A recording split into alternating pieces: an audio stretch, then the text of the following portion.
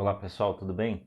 Hoje começando mais um vídeo que vai ter a ver com um vídeo anterior que eu fiz quando eu narro, que eu digo quem foram os Beatles do esporte, né? Eu mostrei para vocês que fiz esse quadro, né? E até fiz o trocadilho, né? The Sportals, então Beatles do esporte, né? Chamberlain, Senna, Federer e Messi nos lugares de John, Paul, George e Ringo. Fiz até algumas analogias entre eles no sentido cronológico das personalidades, né? Mas eu deixei claro que esses Beatles do esporte são antes de qualquer coisa para mim, né? O quadro é meu, né? Eu que concebi essa ideia, mas então não é por eu ver semelhanças e eu ver que devam ser considerados assim, mas tem muito a ver com a minha história pessoal e sobretudo a minha história através da história do esporte, através da história da música, da cultura, né? Os meus anseios, os meus desejos, a minha vontade de conhecer mais, entender, me aprofundar nesses temas é que me coloca esses quatro como sendo os mais icônicos personagens para a minha trajetória, né? Então hoje, como diz o título desse vídeo, quem foi o Beatle do boxe? Vai ser o meu quinto esporte, né? Futebol, Fórmula 1, tênis e basquete são os muito abordados aqui no canal. Já falei de algumas outras modalidades, né, do próprio automobilismo, como Fórmula Indy, NASCAR. Ainda pretendo fazer um outro vídeo sobre moto velocidade. Também abordei algumas outras modalidades, como futebol americano, futebol feminino, que não é outra modalidade, mas entendendo, né, o futebol feminino. Mas esses são os quatro, falei também de atletismo, né? Mas esses são os quatro esportes principais para mim, os que eu mais gosto, os que eu mais acompanho. E o boxe viria no quinto lugar, né? Especialmente, naturalmente, a categoria de pesos pesados, mas de uma forma geral eu entendo que é um esporte e já falei sobre isso um dos vídeos das perguntas, o primeiro vídeo de perguntas que eu fiz. Uma das perguntas era boxe ou MMA, né? E eu explico ali porque, mesmo com a sua baixa na popularidade no que diz respeito às transmissões, aos nomes mais famosos, ainda eu entendo que o boxe é das lutas o principal, né? A principal das lutas que existem no mundo segue sendo o boxe. E então o boxe também tem muito a ver com a minha vontade de conhecer as coisas, né? Vários vídeos eu falo sobre situações específicas, mas eu fiz dois vídeos recentes, relativamente recentes, falando um sobre o Maguila e outro sobre o Muhammad Ali, né? Maguila falando da injustiça que é cometida para com ele aqui no Brasil e o Muhammad Ali tentando explicar e que ele para mim é a melhor definição entre maior e melhor, né? Ele de fato é o maior nome da história do boxe, vai ter a ver com uma passagem que eu vou narrar daqui a pouco, mas ele é o maior nome da história do boxe, é o maior ícone, o maior personagem.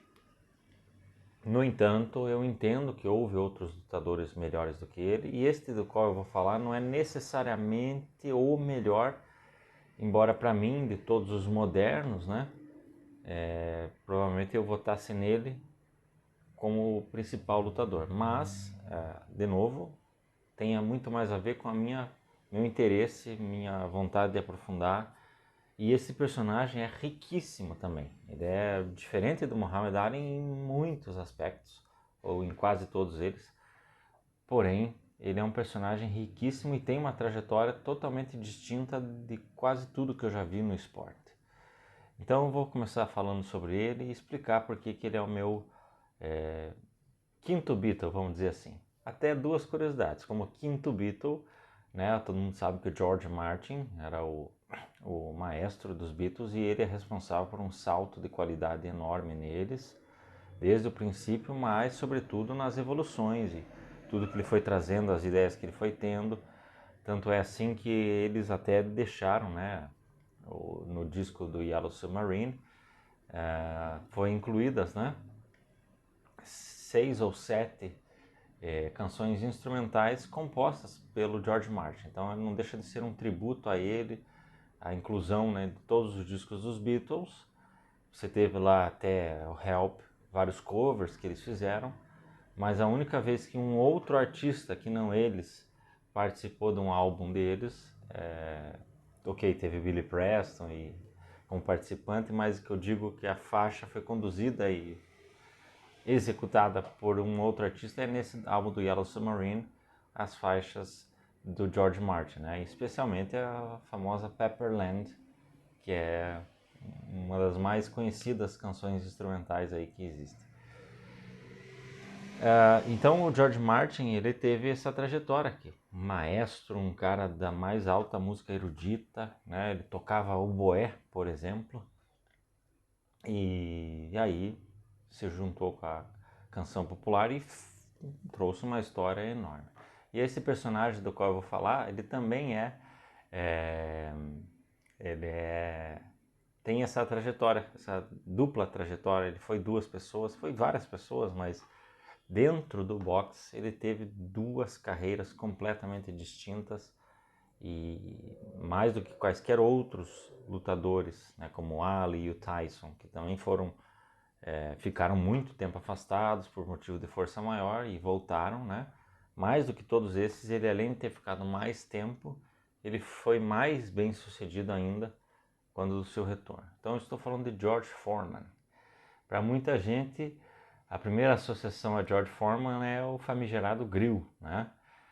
E embora isso estranhamente cause algum riso para as pessoas, é importante lembrar que, como eu já disse em outros vídeos, trata-se do segundo maior contrato de um atleta em todos os tempos com alguma marca, de alguma coisa, em alguma área.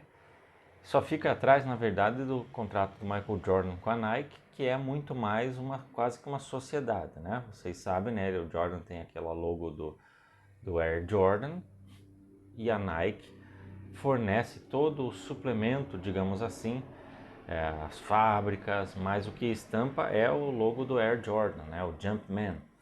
Então não se trata de um patrocínio da Nike, não se trata, é muito maior do que isso. Você vê em N uniformes e atletas, né, que usam essa marca. Na NBA você tem vários uniformes. No futebol, acho que a seleção, não sei se ainda está, mas nessa última Copa, acho que a seleção da Sérvia utilizava-se do Air Jordan, o PSG utiliza-se e por aí vai, né? Tá na NASCAR agora também, né? Então é uma marca que vive por si só, e esse contrato do Jordan com a Nike é um contrato vitalício nesse sentido. Então o segundo maior contrato de algum atleta com alguma marca é do George Foreman com a Salton para a produção dos grills, né? Então ele recebeu uma quantidade, salvo engano, 143 milhões de dólares lá nos anos 90 para ceder o nome, uso eterno, e aí uma série de royalties e outras dispensações financeiras relativas às aparições dele, a comerciais que ele tenha feito e tudo mais. Então ele recebeu uma bolada e segue recebendo boladas ad eternum, né? Então só por isso acho que ninguém devia nem pensar em rir a respeito disso. Mas sim, é um personagem que transcendeu também o boxe, né, e o esporte, né, chegando aí na cultura popular. E minha sogra, por exemplo, tem o grill e ela só diz para mim, não pega o grill, pega o foreman, né? Ela se refere ao grill como o foreman. Então é uma coisa muito interessante, na verdade, né? De todo modo, eu quero contar aqui sobre ele no boxe e contar dessa trajetória peculiaríssima e por que ele me inspira, né? Me inspira, assim como todos esses outros quatro, a me aprofundar no tema, né? Então, assim como o Wilt foi aquele cara que eu olhei e falei, mas porra, todo recorde ou todo feito de algum jogador da NBA evoca ele. O Senna eu vi ao vivo e sofri muito com a morte dele e daí fui entender por que foi tão impactante. E o Messi eu vi desde o início e entender a sua trajetória, a sua luta para chegar lá para ser profissional, né? É absurdo. E o Federer é o cara que simboliza o tênis ao máximo, né? Recomendo inclusive para vocês a mais recente biografia a respeito dele. Não lembro o primeiro nome do autor, mas acho que o sobrenome é Clary, estou aí na reta final e é um livro muitíssimo interessante que dá também o devido valor a Pete Sampras, mas sobretudo a Rafael Nadal e Novak Djokovic. Então, são os caras que, para mim, né, representam todo o meu interesse e aprofundamento. E no boxe, esse nome é o de George Foreman. Eu, como todas as pessoas da minha geração, cresci tendo o mito Tyson, né, como referência, tanto positiva quanto negativamente. Positivamente pela forma que ele era dominante, negativamente pelo retorno pífio que ele teve, né? Embora tenha tido várias lutas muito interessantes, mas você vê que era contra lutadores de nível mais baixo. E também negativamente porque situações que o levaram a ter que se afastar do boxe, né? E posteriormente também uma série de envolvimentos com antidoping, outros graves problemas, mas também um personagem simbólico, único, né?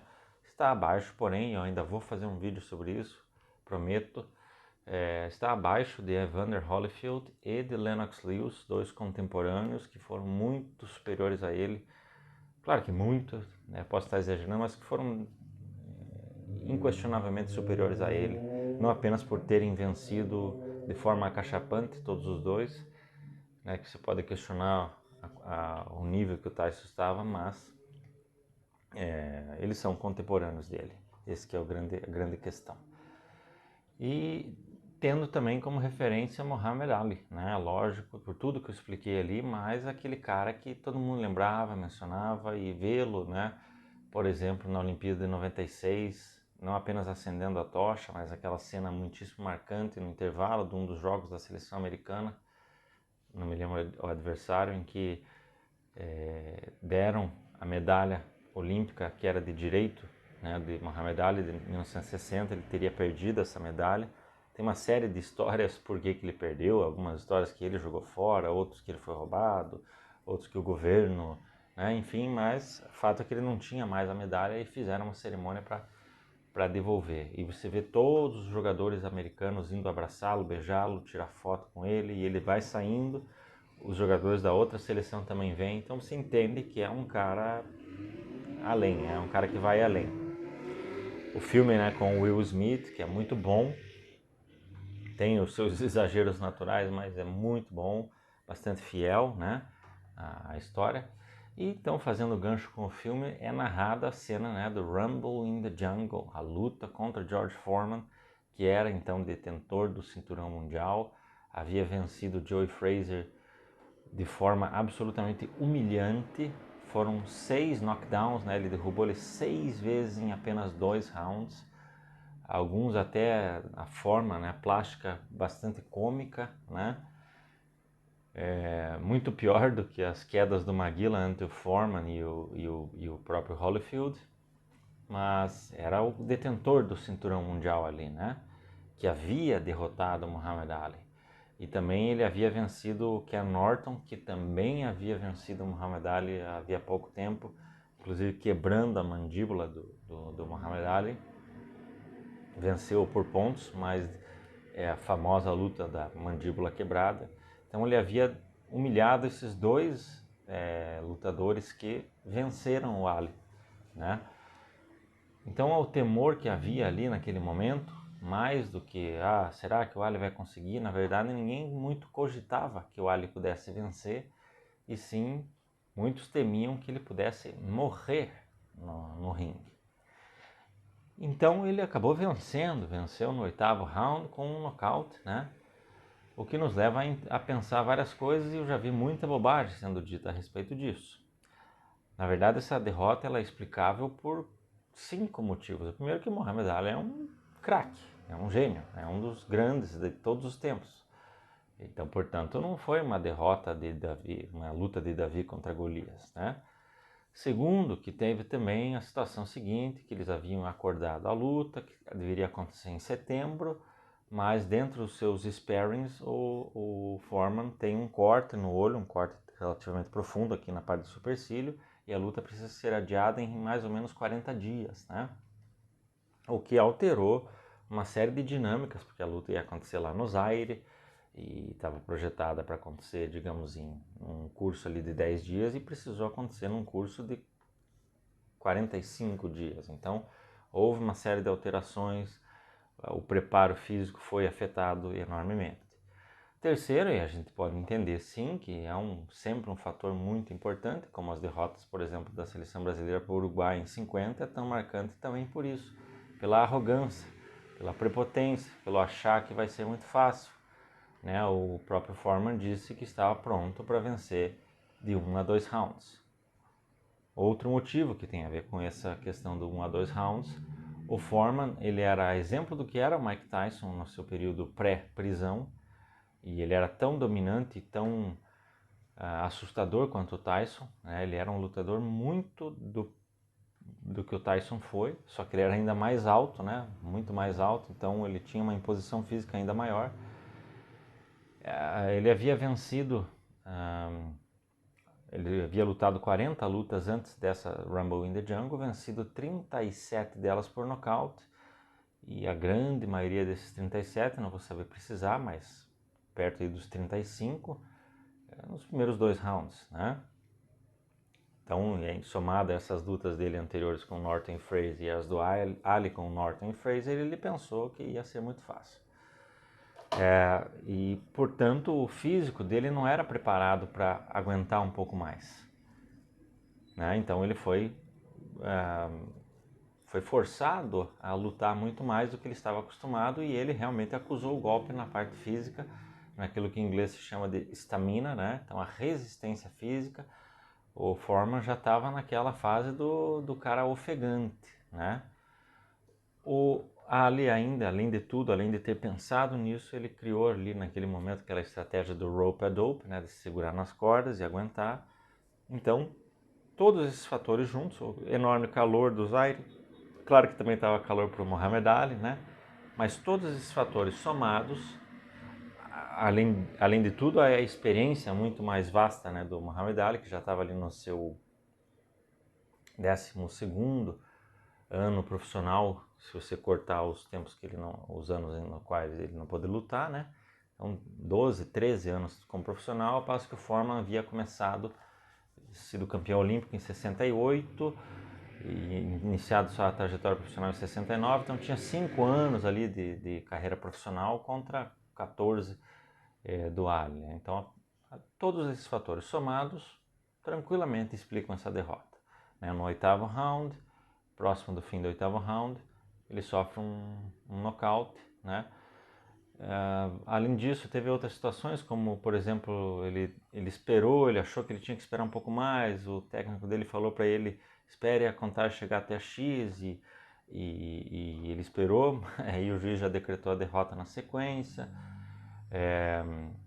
Na sequência, uns 2, 3 anos depois, o Foreman luta contra Ron Lyle, que foi também um grande adversário, mas ele é menos lembrado que todos esses aí, porém ele enfrentou Ali, Foreman, Frazier, e tinha um dos maiores socos, né, da história, e a luta dele com o Foreman é assim, um cai, levanta, derruba o outro, e assim vai. O Foreman disse que quando ele começou a passar por essa situação com o Ron Lyle, ele lembrou do nocaute sofrido contra o Ali, e ele se obrigava a levantar toda vez e muito rápido, né? Mas toda essa trajetória dele nesse período, após a derrota para o Muhammad Ali, mexeu muito no mental dele. Derrubou o mental do Foreman, digamos assim, arrebentou com ele, com toda essa imagem que ele tinha de si mesmo, né? Ele chega, por exemplo, pessoal, a fazer um evento no qual ele chama 5 lutadores profissionais, claro que não eram do mais alto gabarito, mas eram caras que estavam ali, né, tentando. No boxe é assim, você vai ter que lutar com 20, 30 vezes contra lutadores de menor expressão para ir somando pontos, você tem que vencer todas essas lutas para poder estar elegível, né, para enfrentar um dono de cinturão ou entrar na disputa pelo cinturão. Ele chama 5 lutadores para lutar na sequência com ele na mesma noite. E o Muhammad Ali estava ali junto com a imprensa. Então ele venceu 5 lutadores e a cada um que ele derrubava ele dizia para o Ali, quero você depois. A verdade é que o Ali nunca quis fazer a revanche, né? Por motivos N, financeiros, logísticos, o fato de já ter vencido, mas ele sempre pediu revanche para os caras que venceram ele, e teve trilogias várias com outros lutadores, e conforme ele nunca teve uma luta nova. Teria dito ele, através do telefone, para o Foreman, quando ele pediu a revanche, que ele só lutaria a revanche se o Foreman novamente contratasse aquele técnico dele de então, da luta deles. Por quê? Apenas podemos aí criar teorias conspiratórias.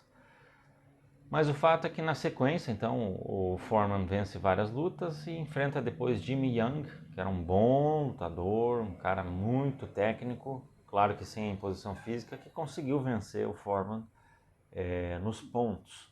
E depois desse momento, o Foreman relata que teve uma experiência de encontro com Deus, né, com Jesus, e ele recebe a mensagem simples que era para ele cair fora, que a missão dele agora era outra. Esquece toda essa pompa, todo esse dinheiro, tudo isso aí, e vai ser um evangelista para mim, né? É a missão que ele relata ter recebido de Deus, e ele a cumpre até hoje também, como um empresário, mas ele é ainda um pregador. E passaram-se 8 anos, ele morava lá no interior dos Estados Unidos, tinha sua igreja, uma vida completamente pacata e completamente fora da mídia.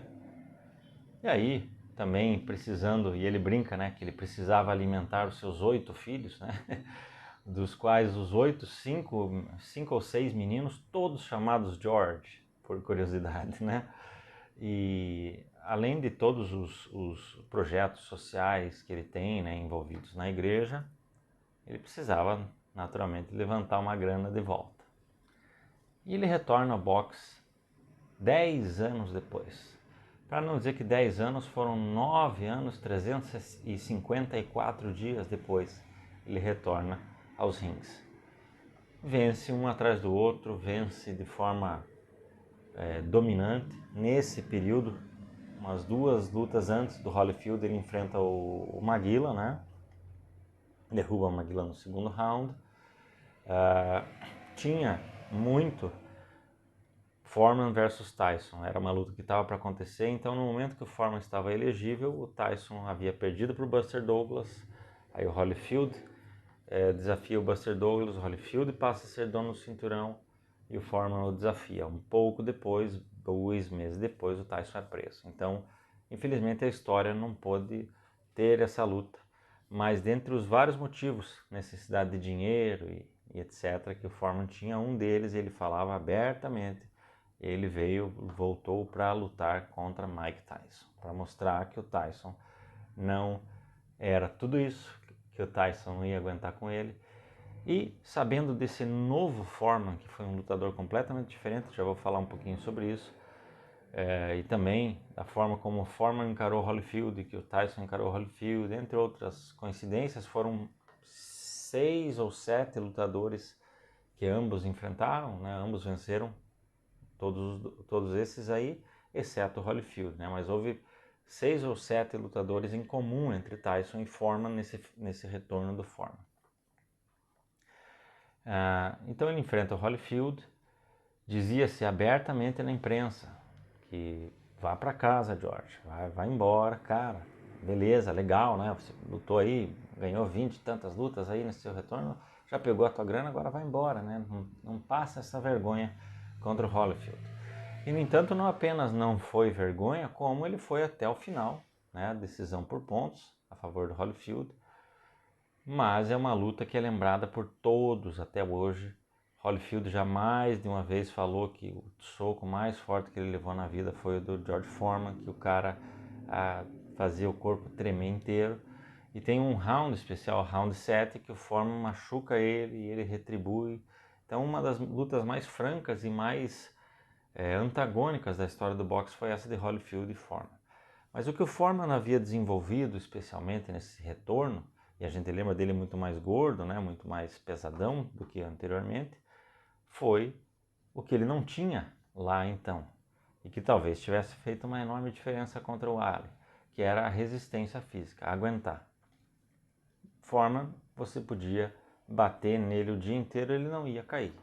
Nenhuma vez nesse período do seu retorno ele teve um knockdown, que dirá um knockout.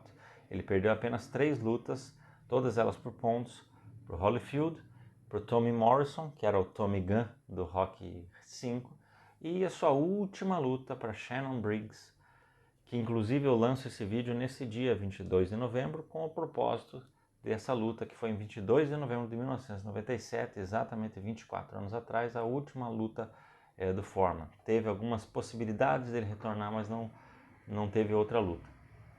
E sobretudo essa luta contra Shannon Briggs, que também tem um dos mais altos índices de nocaute, é um dos grandes lutadores aí dessa geração pós-Tyson Holyfield e Lewis, no sentido de que vieram após eles, né? Um cara longevo, um cara muito vencedor e que tem um alto índice de nocautes, né? Parênteses, se você pegar dentre os pesos pesados, o índice de vitórias e vitórias por nocaute, você vai ter 5 lutadores que têm um percentual de nocaute em relação às vitórias maiores do que o do Foreman. Porém, todos esses que estão à frente dele têm menos de 50 lutas. O Foreman teve 81 lutas. Ele venceu 76, 68 delas por nocaute. Então, o índice de aproveitamento dele, em um dado momento, era o maior de todos os tempos, e com essas últimas lutas, as últimas derrotas, acabou ficando um pouquinho menor, né? Mas ele desenvolveu não apenas a resistência física, mas aguentar a pancada. Então ele tinha aquela defesa cruzada, ele punha os braços de uma forma totalmente diferente da média e aguentava, resistia quanto mais fosse. Então ele era extremamente inteligente, né? Ele desenvolveu técnicas e ele foi um lutador completamente diferente do que era aquele primeiro Foreman. Se lá ele tinha também umas coisas muito peculiares, como por exemplo, ele de uma certa forma ele empurrava o lutador quando ele se aproximava para deixar prontinho para o golpe. Ele sabia ver o jab, então ele conseguia antever, né, o soco que o lutador ia dar. Ele cruzava o ringue, né, então ele ia caminhando sempre para cima, né, ele não deixava o lutador fugir muito, então ele ia cruzando, cortando o ringue, que eles chamam. E o próprio Ali havia dito antes da luta que ia dançar muito, né?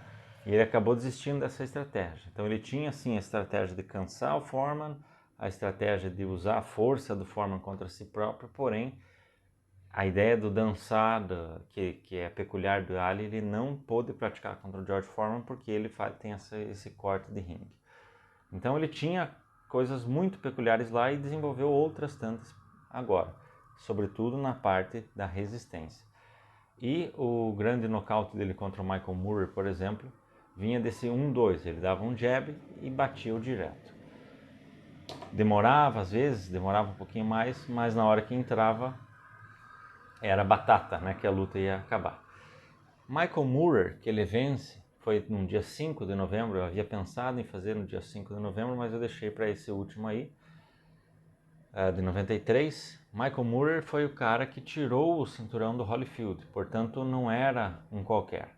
Aliás, todo dono de cinturão, se você observar, basicamente ele vai estar invicto, né? Quando eles conseguem o cinturão, basicamente eles vão estar invictos, salvo algumas exceções. E o Michael Moorer era um cara de altíssima consideração naquele momento. Tinha perto de 30 lutas, ou até mais de 30 lutas, acredito que um pouquinho menos, invicto, né? E havia derrotado o Holyfield, como eu falei, ele que tomou o cinturão do Holyfield, o cinturão que o Holyfield havia conquistado pela segunda vez, né? Quando ele perde para o Riddick Bowe, recobra, e aí o Michael Moorer que tirou dele. A vitória do George Foreman naquele dia é espetacular, pelo fato de que ele já tinha 45 anos, então até hoje ele é o mais velho dono de cinturão de todos os tempos, por ser 20 anos depois, né, da derrota dele para o Muhammad Ali, ou 20 anos da primeira vez que ele havia conquistado, não, foi em 94, então 20 anos depois dele ter perdido o cinturão para o Ali, ele volta, então também essa distância entre uma conquista e a outra, né, ser dono do cinturão aqui e voltar 20 anos depois também é inexistente, né? Não tem comparação. O tempo que ele ficou fora, né? Ele se tornou outro lutador. Então o George Foreman tem uma trajetória que é talvez a mais peculiar, eu diria que na história dos esportes, porque nós temos vários atletas que se reinventaram, que mudaram seus estilos, né? Você pega aí, por exemplo, o Ronaldo Fenômeno, que era um cara de explosão, e aí com as cirurgias no joelho ele se tornou um centroavante, foi dominante também nesse período. Então, com lesões a gente pode pensar vários casos distintos, né? O próprio Muhammad Ali, né? Ele tinha um ótimo cartel, 29 lutas, 29 vitórias e 23 delas por nocaute antes de ser preso, né? Ter o seu cinturão retirado, né?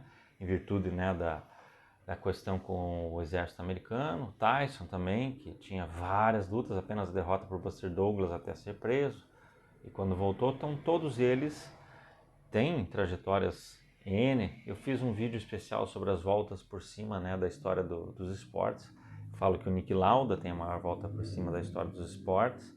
Ele também mudou seu estilo, repensou, mas não houve nenhuma mudança tão drástica de estilo e de tudo, né, que era praticado anteriormente para o que passou a ser praticado, como o de George Foreman, sem contar o espaçamento entre uma coisa e outra.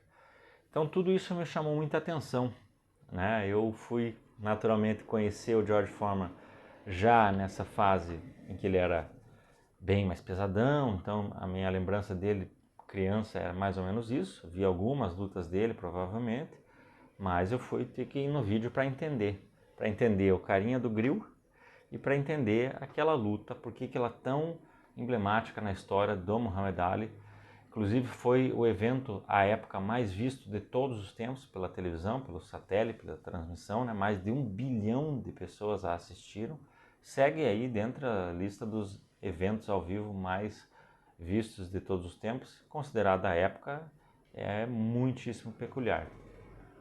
O Foreman também já deu um depoimento sobre isso, né? Que ele batia no Muhammad Ali, e aí num dado momento, lá pelo 6º round, o Ali falou: é só isso que você tem? Ou isso é tudo que você tem, George?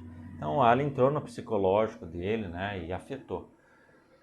O fato dele ter voltado, né, como pastor, pregador e com uma outra visão também é muito interessante, porque a gente vê, né, a religião sendo usada nos esportes, a torta e a direito, mas também a forma que ele utilizou nunca foi proselitista, ele nunca falava assim no sentido faixinha e etc. Ele falava: não, eu estou aqui porque Deus quer, né?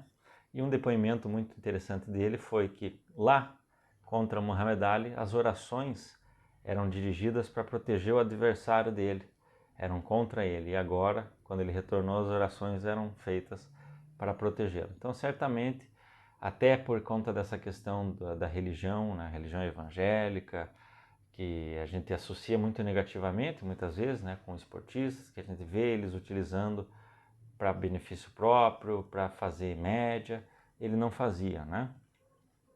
Então, por tudo isso, por conta da sua trajetória dentro do boxe e fora dela, para mim, George Foreman é o Beatle do boxe. Para mim é o lutador de boxe que eu mais gosto, o cara mais icônico, o cara que mais me inspirou a entender a história do boxe, a história dos esportes, a história da religião dentro do esporte, a história do esportista como negócios. É um cara completo para todos. Fica a dica para você entender mais desse cara que tem o grill que você eventualmente já tem usado. Beleza, pessoal? Um abraço a todos.